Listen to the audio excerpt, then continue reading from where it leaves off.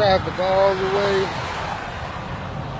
It's been over an hour I've been sitting out here, and you know what's so depressing? You look at the other side, and these cars are just flying past. And we over here stuck, and I got my kids in the car with me. But you know what? It just made me think of something. That's how life is sometimes. I always tell people we thank God for the doors that he opens, but sometimes you got to thank God for the doors he closes. And sometimes you're going to be here just waiting for your turn. And you got to learn that when you see your brothers and sisters passing by, being blessed, being victorious, you see how they're coming by? I rejoice with them. I'm happy for them. I'm not hating on them as they go by in the opposite direction, because everybody says, oh, I'm waiting on God, but how are you waiting? What kind of attitude are you waiting with when you're waiting for your victory, when you're waiting for your turn to be blessed? Do you sit there and get aggravated?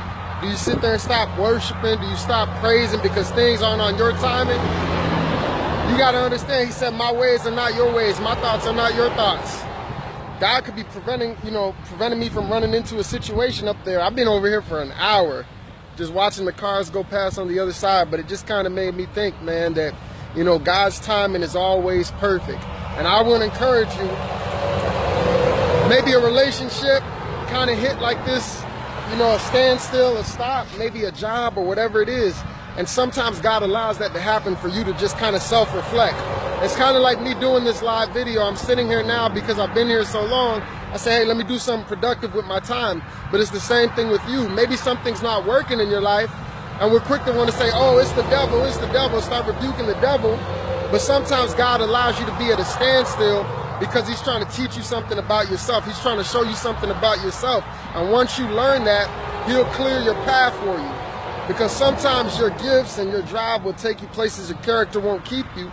So there's things that God is trying to change about you. Remember, God gave Joseph the vision, but then he put Joseph in the pit, and he put Joseph in the prison. So Joseph was kind of sitting here, how I am in all this traffic, just waiting like, man, God, I thought you told me we was going in this direction, you know, but now I'm stuck here. But the thing is, while Joseph was in the pit and he was in the prison, God was working on him. God was preparing him for his future, for his calling. And if he didn't go through the pit process and the prison process, Joseph would never become what God was calling him to become. So don't get upset when things don't happen on your timing, and don't even get discouraged because you might just be delayed but not denied.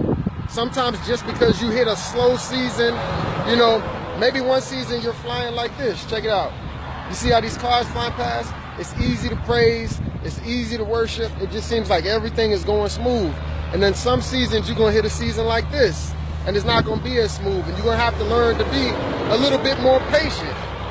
Sometimes God allows you to be in a situation like this just to work your patience. Why? Because life has ups and downs. Life ain't always going to be smooth. Sometimes the enemy's going to put some roadblocks in your path. Sometimes you're going to run into a couple of accidents, difficult people. So God will put you in a situation like this just to work your patience, to get your patience game strong. Sometimes getting in a situation like this allows the fruits of the Spirit to be more active in your life, right? Because you're sitting there and you don't have a choice but to trust God. You don't have a choice but to wait. So a lot of people say, oh, I'm waiting on God, but how are you waiting? What kind of attitude are you waiting with? Can you sit here in this traffic jam of life, and this traffic jam of your relationship, and the traffic jam of your finances, and still give God the praise, and still give God the worship? I know you want everything just to flow like this, right? You just want the finances to flow in. You just want the blessings to flow in. But God is saying, no, sometimes he's going to give it to you the slow route so you can learn to appreciate what you have, right? Because you had to fight for it, because you had to wait for it, because you had to press for it, because you've been waiting for that husband so long, that wife so long. Now you appreciate it. But some of us, we never learned the lesson. Look, they got this little barrier right here for your protection. And some of you get impatient and you say, no, I'm going to make a U-turn right here. I'm going to bust through the barrier. And you just keep jumping in relationship after relationship, situation after situation, trying to fix things on your own. And so you're going in the opposite direction. What God has for you is this way.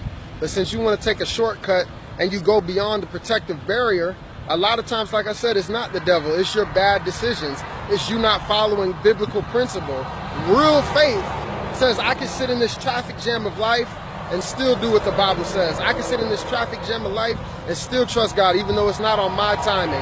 Even though I would like God to work a little bit faster. You know what? I know that he says he knows the very number of hairs on my head.